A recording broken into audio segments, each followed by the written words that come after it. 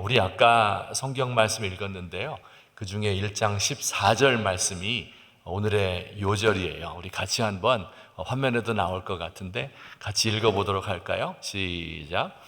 말씀이 육신이 되어 우리 가운데 거하심에 우리가 그의 영광을 보니 아버지의 독생자의 영광이요 은혜와 진리가 충만하더라. 네, 우리 예수님을 소개하는 말씀이에요. 말씀이 육신이 되어 우리 안에 거하심에 우리가 그의 영광을 보니 독생자의 아버지의 독생자의 영광이요 은혜와 진리가 충만하더라. 우리 예수님을 소개할 때 오늘 이 말씀 가운데서 세 가지 키워드가 있습니다. 은혜, 진리, 영광. 그래서 오늘 제가 1부, 2부, 3부 예배를 드리는데요. 1부 예배 때는 은혜에 관해서, 2부 예배 때는 진리에 관해서, 그리고 3부 예배 때는 아버지의 독생자의 영광, 이런 제목으로 말씀을 증거하려고 합니다. 그러니까 유튜브에 아마 다 있을 테니까 1부에 나오셔서 은혜 말씀을 들으신 분들이 진리와 영광에 관해서도 말씀을 꼭 찾아서 들으시면 더 은혜가 되지 않을까 생각합니다. 우리 교회에 와서 가장 많이 듣는 단어 가운데 하나가 은혜라는 단어입니다. 기도할 때도 하나님 은혜에 감사합니다. 찬송가 중에서 온 세계 사람들이 제일 좋아하는 가장 많이 알려진 찬송가 Amazing Grace, 나 같은 죄인 살리신 그 은혜가 고맙습니다. 설교 끝나고 나가면 아유 목사님 은혜 많이 받았습니다 이렇게 인사를 해야 되겠죠. 또 어린아이의 이름을 지을 때도 김은혜, 이은혜, 박은혜, 아마 우리 경산중앙교회에도 이 은혜라는 이름을 가진 성도들이 꽤 있을 것으로 생각합니다. 자, 과연 은혜가 무엇일까요? 제가 오늘 이 시간에 설교를 두 파트로 나누어서 우선 은혜가 무엇인가 하는 것을 말씀드리고요. 그리고 두 번째로는 은혜 받은 사람이 어떻게 계속해서 은혜의 생활을 지속할 수 있을 것인가, 이렇게 둘로 나누어서 말씀을 증거하도록 하겠습니다. 우선 은혜가 무엇일까요? 은혜를 이렇게 정의할 수가 있겠습니다. 자격이 없는 사람에게 값없이 주어지는 풍성한 선물이다. 은혜는 좀 풍성해야 되겠죠. 쪼잔하게 조금 주면서 은혜를 베풀었다 이렇게는 말하지 않죠. 많은 것을 줄 때 풍성하게 주어져요. 근데 누구에게요? 자격이 없는 사람에게 얼마만큼의 돈을 받고 값없이 우리에게 주어지는 선물이 바로 은혜입니다. 그런데 따지고 보면 우리에게 주어지는 중요한 것들은 모두 거저 주시는 것들입니다. 여러분이 시장에 가서 고등어 사면서 고등어 한 마리에 얼마입니까? 예, 2마리에 10,000원입니다. 이렇게 대답하죠. 그런데 실제로 생각해 보면 고등어는 값이 없어요. 고등어는 공짜입니다. 바다에 널려 있는 게 고등어예요. 그 잡은 값, 운반함 값, 또 판매하는 값, 이런 것들이 그 값에 포함되어 있는 거죠. 고등어 자체는 공짜예요. 요즘 기름값이 얼마입니까? 기름은 무한으로 땅속에 파묻혀 있는 겁니다. 이것을 퍼내고 정제하는 데 드는 비용이지 실제로 기름에는 비용이, 돈이 없는, 공짜로 우리에게 주어진 것들입니다. 여러분, 우리에게 주어진 모든 소중한 것들을 생각해 봅시다. 어느 순간에 한 사람이 내 앞에 나타나서 그와 사랑을 느끼게 되죠. 신랑 신부가 만나서 결혼을 합니다. 여러분, 결혼식 하는 비용은 지불하지만 신부 그 자체는 값없이 나에게 주어진 것입니다. 우리 어린아이가 태어나서 재롱을 부리고 엄마 아빠 눈을 맞추고 이야기할 때 얼마나 사랑스럽고 좋아요? 그 아이 우리가 돈으로 주고 산 것입니까? 다 우리에게 주어진 거예요. 여러분, 우리가 이렇게 선진국 대한민국에서 태어났어요. 우리가 태어나 보니까 대한민국이지 내가 대한민국에서 태어나고 싶어서 값을 지불한 것은 아닙니다. 우리에게 주어진 모든 것들, 가장 큰 것들은 다 우리에게 선물로 값없이 주어진 것들입니다. 우리에게 주어진 가장 큰 선물은 물론 말할 필요도 없이 우리 예수님입니다. 그가 어둠과 죄악이 가득한 이 세상에 오신 것 자체가 큰 선물이지요. 예수님 이 세상에 사시면서 자격 없는 죄인들을 영접하고 우리의 삶에 의미를 주셨어요. 십자가의 죽으심으로 우리의 영혼을 구원하셨고 지금도 우리에게 모든 좋은 것들을 베푸시고 우리의 사후에 죽은 후에는 천국이 우리에게 예비되어 있습니다. 우리가 이렇게 하나님을 믿게 된 것도 성경에 따르면 이것도 하나님의 은혜라고 말씀하고 있습니다. 여러분, 저에게도 하나님께서 은혜를 주셨습니다. 예수 믿도록 하신 것이 가장 큰 은혜입니다. 저는 태어나 보니까 예수님 잘 믿는 가정에서 태어났어요. 3대째 예수 믿는 가정, 우리 할아버지 또 그리고 우리 부모님 그리고 저의 세대까지 3대째 예수 믿는 가정에서 태어났습니다. 어렸을 적부터 교회에 가도록 강요를 받았어요. 성경을 읽어야 된다, 교회에서 하라고 하는 것 다 했습니다. 만약에 하루라도 교회에 가지 않으면 환난과 핍박이 저에게 따라왔겠죠. 중3 때가 되었을 때 제가 은혜를 받았어요.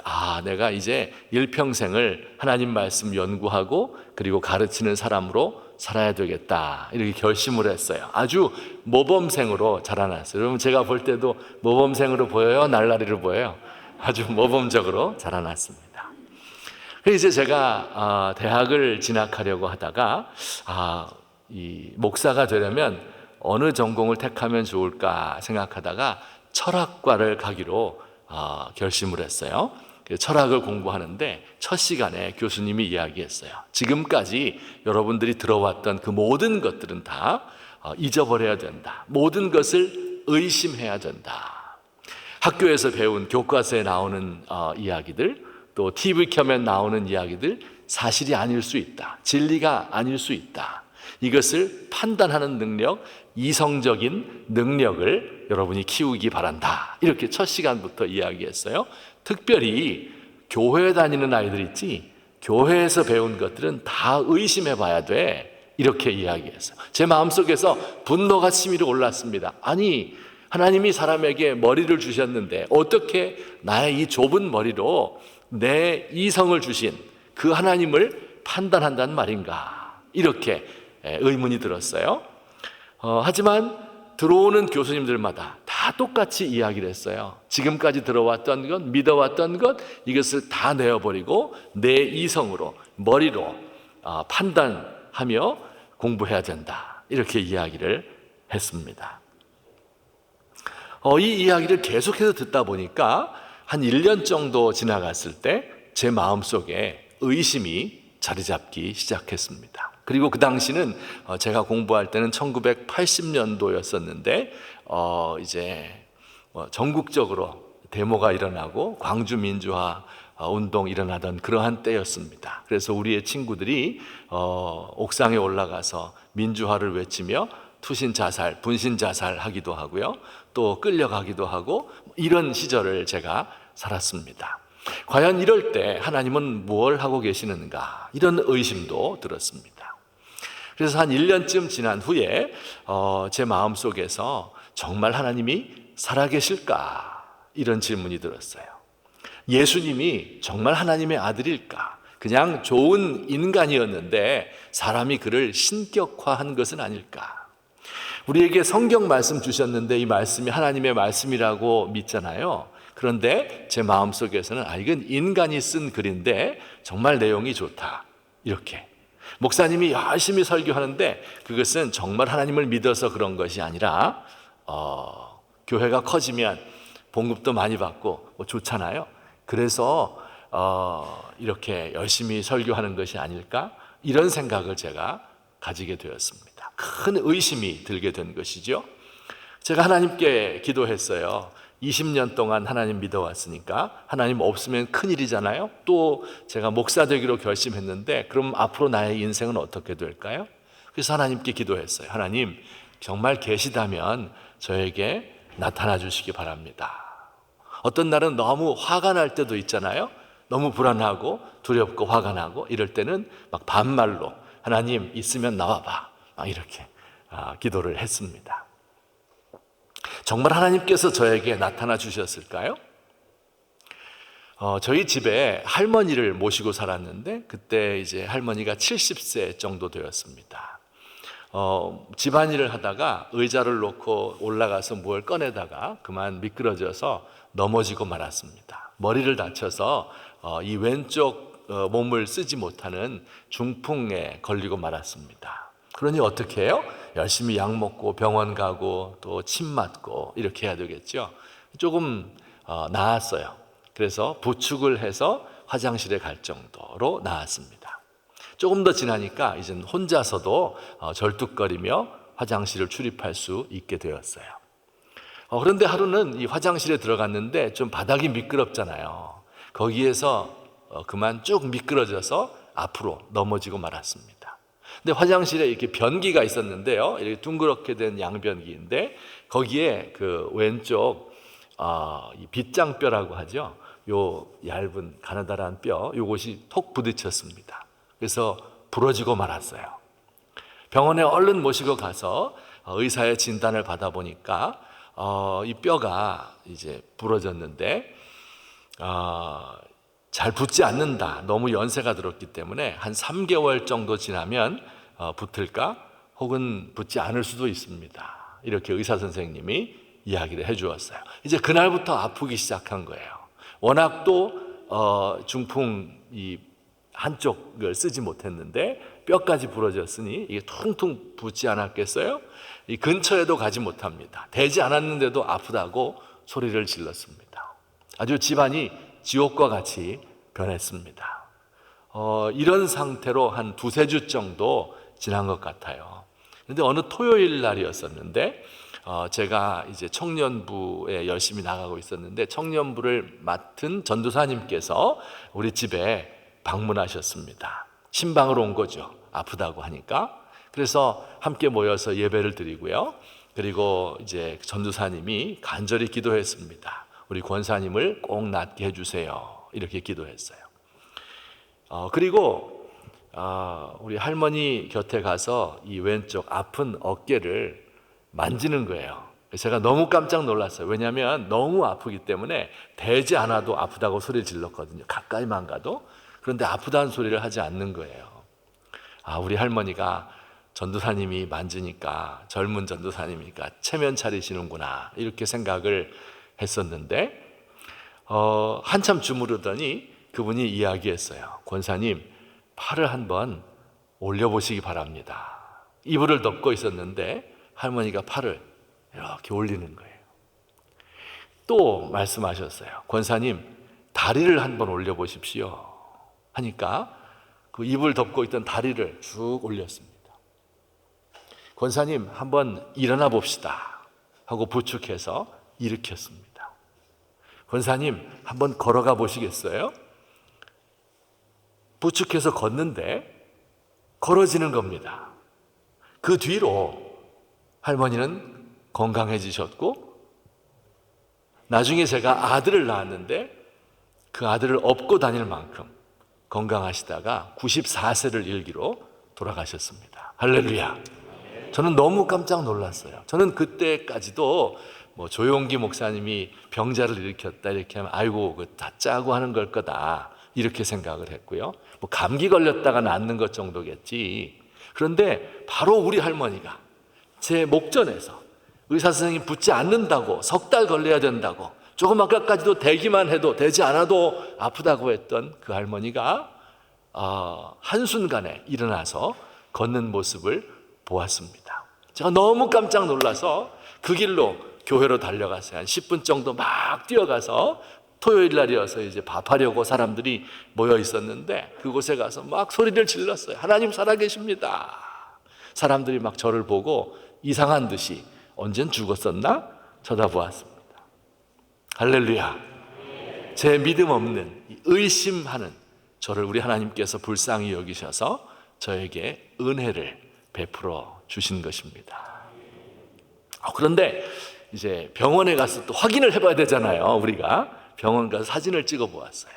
그랬더니 그 뼈가 원래 처음 사진 찍었을 때는 이 뼈가 이렇게 갈라진 틈이 보였는데요. 이것이 딱 붙었어요. 그런데 이렇게 정확하게 딱 맞지 않고 이렇게 약간 어긋나게 붙었습니다. 그래서 이렇게 만져보면 턱이 느껴질 정도예요. 그래서 제가 생각을 했어요. 아니, 우리 하나님 붙여주려면은 기왕 붙여주는 거 그걸 딱 맞춰서 붙이지, 붙일 수 있으면 이거 딱 맞힐 수도 있을 거 아니에요? 왜 이걸 어긋나게 붙이셨을까? 이런 의문이 제가 들었는데, 놀라운 것은요, 제가 그렇게 확신을 가지고 나서도 한 달 지나니까 또 의심이 드는 거예요. 그때 어떻게 했겠어요? 제가 할머니 뼈를 만져보는 거예요. 그러면 이렇게 턱진 부분이 느껴지면서, 맞아, 하나님께서 고쳐주셨지 하는 것을 다시 한번 깨닫게 되곤 했습니다. 여러분, 이것이 하나님의 은혜예요. 우리가 우리에게 은혜를 주시는데 어떻게 해요? 풍성한 선물을 주신다. 누구에게? 받을 만한 자격이 없는 사람에게, 의심하는 사람에게, 죄인에게. 어떤 대가를 받고요? 공짜로, 값없이 우리에게 은혜 주시는 우리 주님인 것을 믿으시기를 우리 주님의 이름으로 축원합니다. 자, 그런데 이 은혜가 말이에요, 어떤 때는 그 하나님의 은혜가 우리에게 감사하게 느껴져요. 기쁨이 찾아와요. 그리고 찬송을 하고 눈물을 흘리면서 우리 주님의 은혜를 노래하고 감사하는데, 문제는 이 은혜가 지속되지 않는다는 데 있습니다. 어떨 때는 신앙이 나태해져요. 지루해집니다. 고통스럽고 혹은 메마른 신앙생활을 하게 돼요. 어떠한 감흥도 없고 재미가 없습니다. 교회에 나오는 것도 습관적으로 억지로 권하니까 할 수 없이 나오지, 정말 내 마음속에서 자발적으로 하나님을 찬송하고 싶어서, 하나님을 예배하고 싶어서 나오는 때가 많지 않습니다. 어떻게 이럴 수 있을까? 하나님이 처음에 은혜 주셨을 때는 그것이 너무 크고 너무 감격스러웠는데, 이것이 우리의 루틴이 되다 보니까 그 은혜를 잃어버리고 습관적으로 교회에 나오고 예수 믿는 사람들이 많습니다. 어떻게 하면 이것을 회복시킬 수 있을까요? 어떻게 하면 우리의 은혜를 날마다 새롭게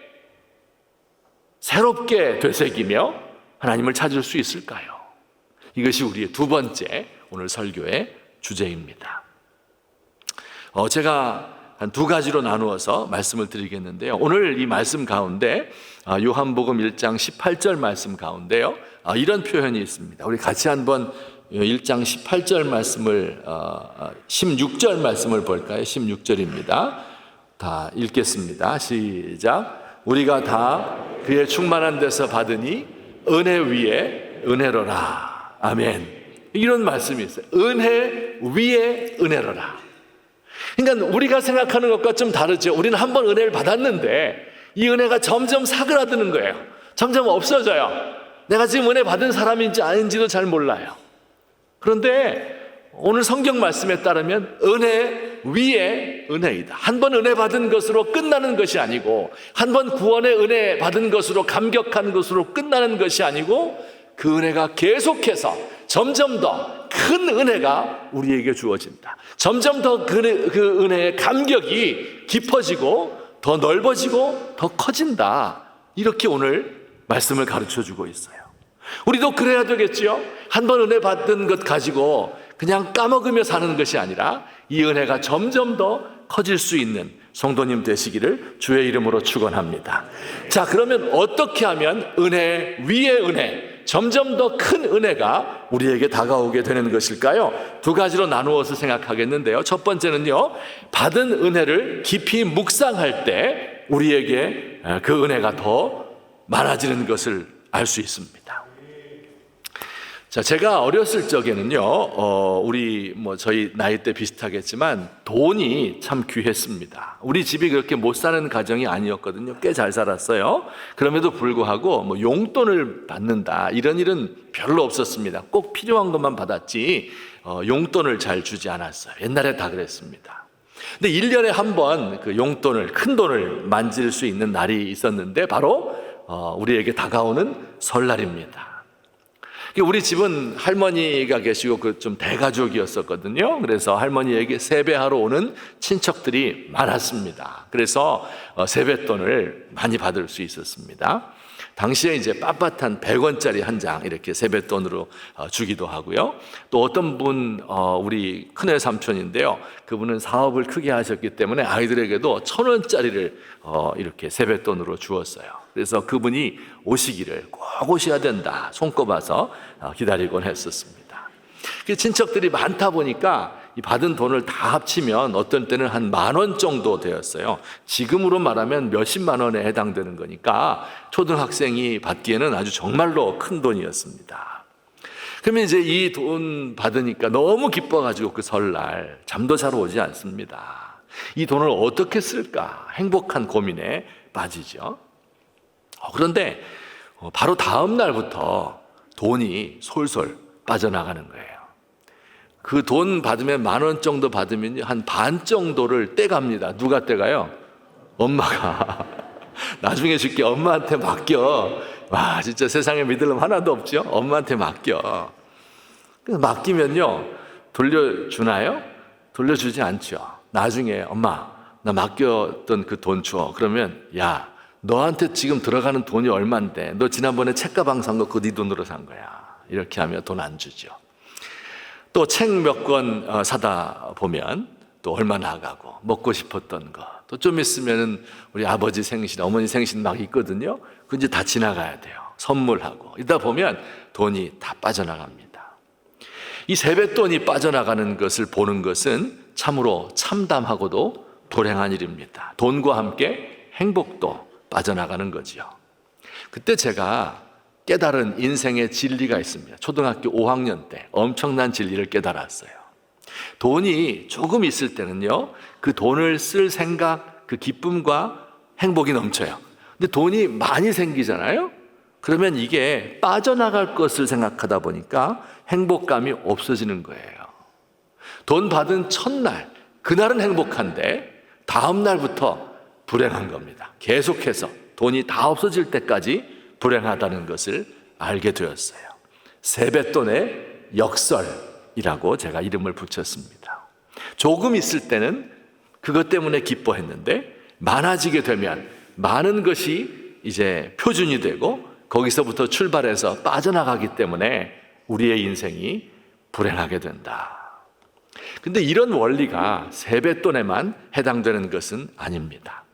예를 들어서 우리 아이들을 키울 때도 애가 공부를 못해요. 그런데 어느 날 중간고사를 잘 보고 왔습니다. 그러면 엄마가 어때요? 3가지 꼭 물어보죠. 3종 세트.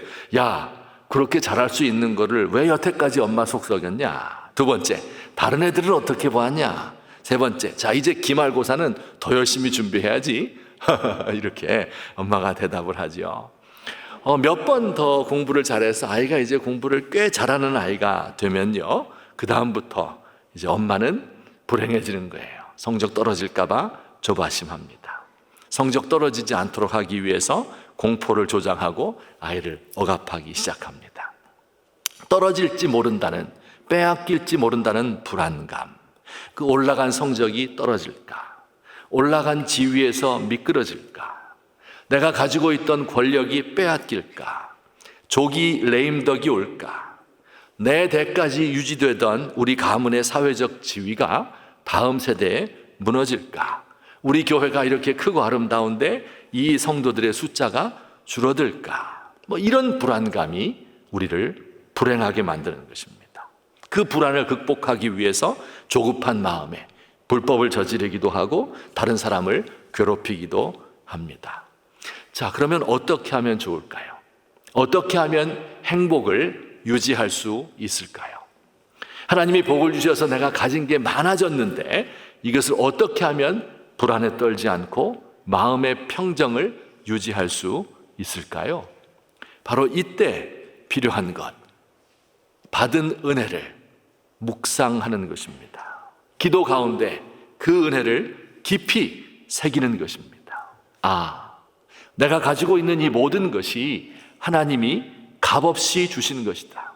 원래 아무것도 없었는데 내가 지금 가지고 있는 이 모든 것을 다 하나님이 주신 것이다. 세뱃돈이라고 하는 것 원래는 없었는데 공짜로 생긴 것이다. 이것이 없었을 때를 묵상하고 그리고 이것이 생겨서 기쁜 것을 다시 한번 생각하는 거예요. 이 사실을 마음에 항상 깊이 새기는 사람은 가진 것이 야금야금 없어지는 것 같아도 조바심하지 않을 수 없습니다. 왜요? 원래부터 난 아무것도 없는 존재였기 때문에 그렇습니다. 이 사실을 마음에 깊이 새기는 사람은 내 과거의 모습, 죄인의 모습, 아무것도 가지지 않았던 때의 모습을 기억하는 거예요. 그러면 불안감에서 벗어날 수 있습니다. 담대할 수 있어요. 왜냐하면 내가 아무것도 없어지게 되면 하나님이 또 주시기 때문에 그렇습니다. 내가 가지고 있는 이 모든 것 하나님이 주신 것인데 다 없어진다고 해도 그 하나님은 나에게 또 주실 것이다 하는 마음 때문에 담대함을 가질 수 있습니다. 여러분이 지금 받고 계신 그 모든 복을 세어보시기 바랍니다. 내가 가지고 있는 것만 가지고 이거 없어지는 것에 조바심 낼 것이 아니라 나의 원래의 모습, 나의 연약한 모습, 나의 죄악된 모습, 아무 가치가 없는 존재인데 하나님이 나에게 은혜를 주신 그분을 기억하면서 또 은혜를 주실 것이다 기대하면서 은혜 위에 은혜를 받으시는 저와 여러분 되기를 예수님의 이름으로 축원합니다. 두 번째로요, 은혜를 나누며 사는 것입니다. 우리 생각과는 달라요. 받은 것을 나누면 없어질 것 같잖아요.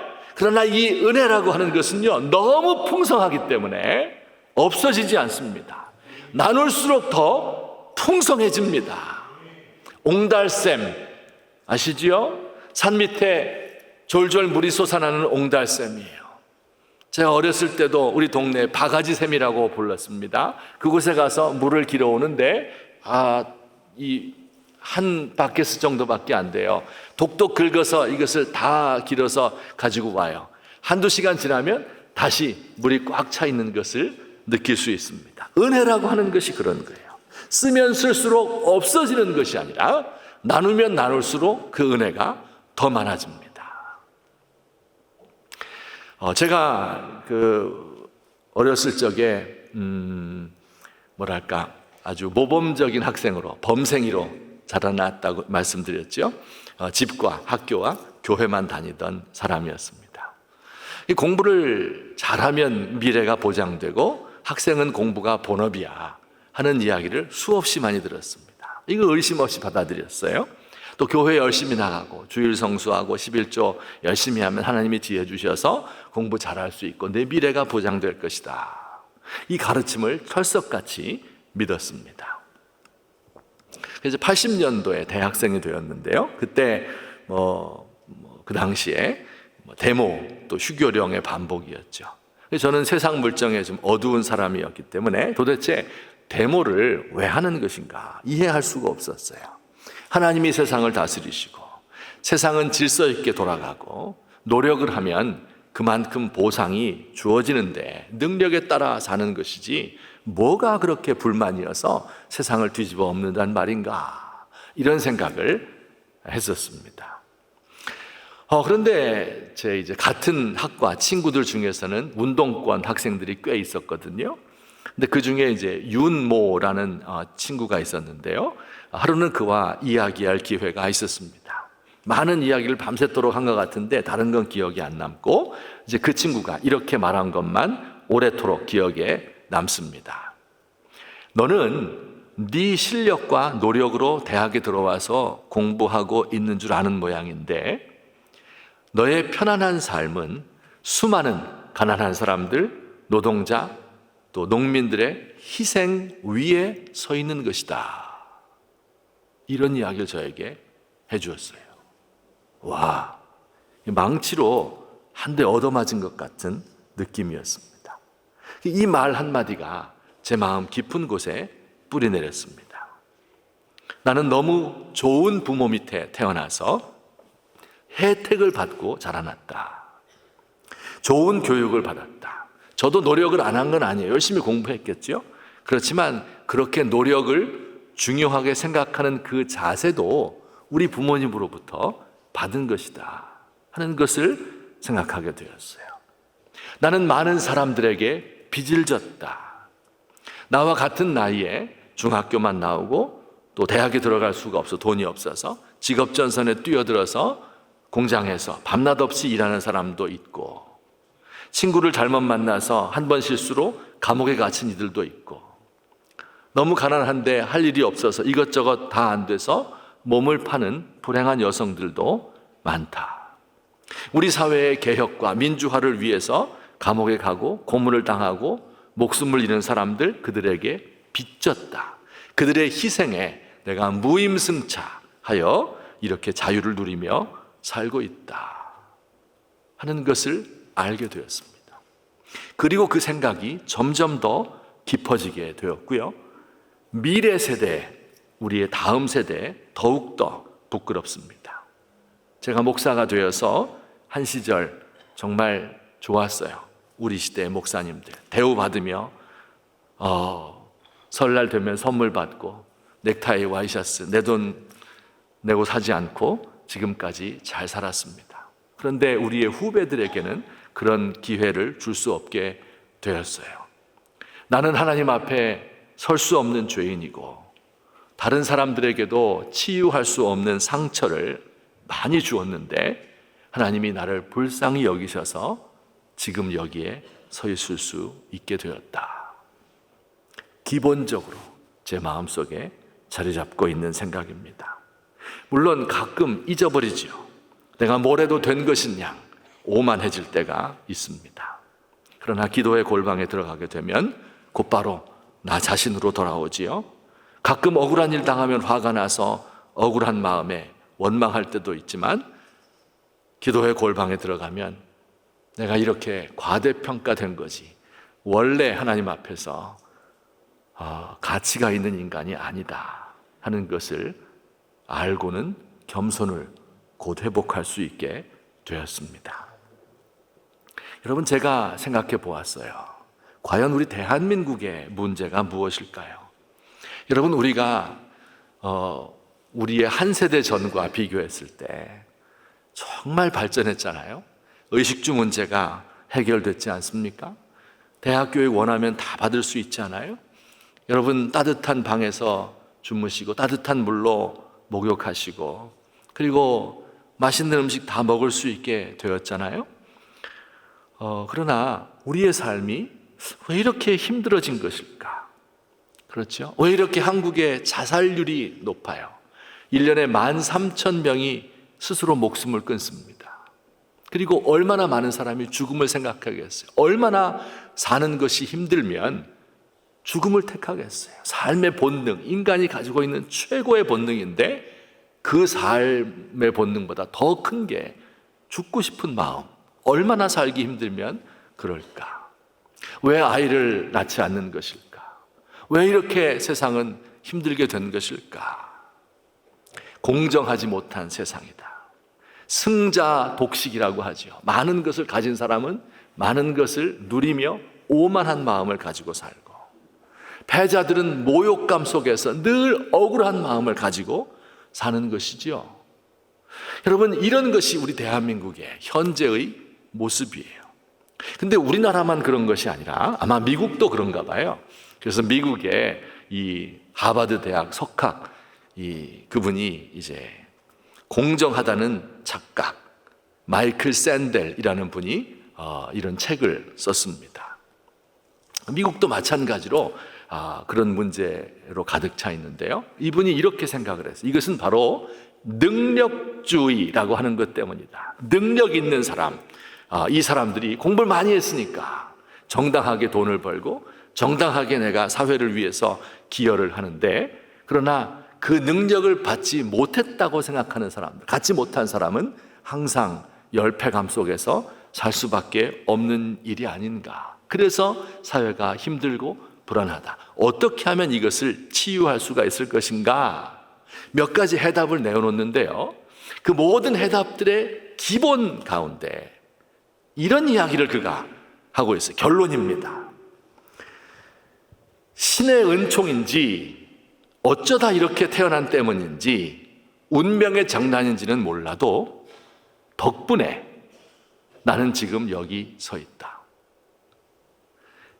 예수 믿는 사람은 이것을 신의 은총, 하나님의 은혜라고 말하고, 이분은 이제 믿지 않는 사람이니까 어쩌다가 이렇게 태어났는지, 이런 운명의 장난으로 태어난지 몰라도 내가 지금 서 있는 이 자리가 내 능력과 내 노력으로만 된 것이 아니다 하는 것을 알게 될 때, 그때 이 모든 문제의 치유가 시작되는 것이 아닌가 하는 것이 이 석학의 진단입니다. 믿지 않는 사람이에요. 그런데 이렇게 이야기를 하고 있습니다. 여러분, 저는 그렇다고 믿습니다. 우리 개신교인들, 우리 예수 믿는 사람들이 입에 달고 있는 말이 뭐예요? 하나님의 은혜, God's grace, 신의 은총, 이것 때문에 우리가 지금 살고 있다 생각하는 거예요.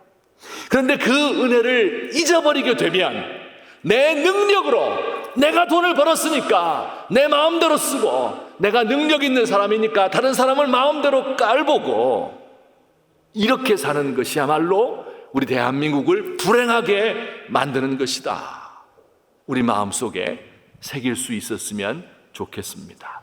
다른 사람과 나누고 퍼주고 풍성하게 다른 사람에게 베푸는 것, 이것이 바로 은혜 위에 은혜를 누리는 비결인 것을 믿으시기를 주의 이름으로 축원합니다. 결론적으로 말씀 맺겠습니다.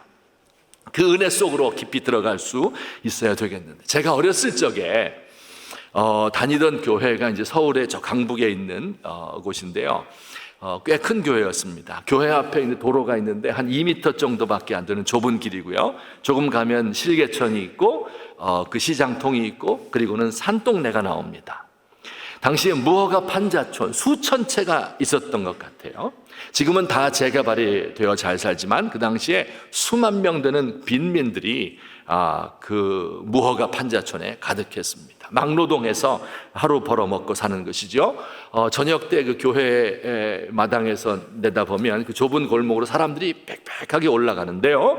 한쪽 손에는 연탄을 새끼줄로 끼워서 들고 가고, 한쪽 손에는 봉지쌀 사서 올라가는 사람들이 많았습니다. 등록금이 없어서 자녀들 학교에 보내지 못하고 공장에 보내야 했습니다. 교회에 낼 헌금이 없어서 먼 거리를 걸어 다니며 회수권, 이것을 모아서 헌금하는 우리 친구들도 있었습니다. 그 교회에 지하실이 있었는데 한 7, 80명 정도 들어갈 수 있는 냄새나고 습기가 항상 차 있는 축축한 지하실이었습니다. 근데 밤 8시에서 9시 정도 되면 사람들이 모여들기 시작했습니다. 젊은이들이 퇴근하면서 교회에 들르는 것이죠. 하루 종일 일했습니다.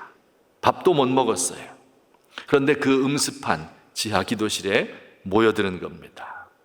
거기에 이렇게 장의자가 놓여 있었지만 아무도 의자에 앉지 않았습니다. 저마다 바닥에 무릎을 꿇고 벽을 마주보고 앉았습니다. 손을 들고 1시간씩 간절히 부르짖고서야 그 기도실을 떠났습니다. 눈물을 흘리며 부르짖어 간구하는 젊은이들이 하루에도 3, 40명씩 손들고 그곳에서 간구했습니다. 무엇을 간구했을까요? 하나님의 은혜를 사모한 것입니다. 하나님이 우리에게 은혜를 주셔야 살 수 있습니다. 내가 받은 그 은혜가 너무 큰데 은혜 위에 더 큰 은혜를 받기 위해서, 그 하나님을 만나기 위해서 날마다 하나님 앞에 부르짖은 것입니다. 오늘 우리 대한민국에서 우리 조국의 교회가 회복해야 할 것이 있다면 바로 이 은혜를 사모하는 일입니다. 여러분, 우리가 이렇게 편안하게 행복하게 산다고 해서 이것이 다인 줄 아십니까? 여러분, 죽어가는 사람들 너무 많습니다. 대한민국이 위기에 있고 무너져 가고 있습니다. 어떻게 하면 살릴 수 있을까요? 여러분의 심령이, 여러분의 자녀들이 무너져 가고 있어요. 우리 조국의 교회가 내리막길을 걷고 있습니다. 어떻게 해야 돼요? 은혜 위에 은혜를 사모하는 길밖에 없습니다. 하나님, 나에게 가치 없는 존재인 나에게 하나님이 은혜를 풍성하게 주셔서 지금 설 수 있었습니다. 하나님 감사합니다. 이 은혜를 묵상하고 깨닫고 누리시고 베풀어 주시고, 그래서 우리 교회가 우리 조국의 대한민국의 교회가 하나님 은혜 회복하는 그 은혜를 사모하시는 저와 여러분 되시기를 우리 주님의 이름으로 축원합니다.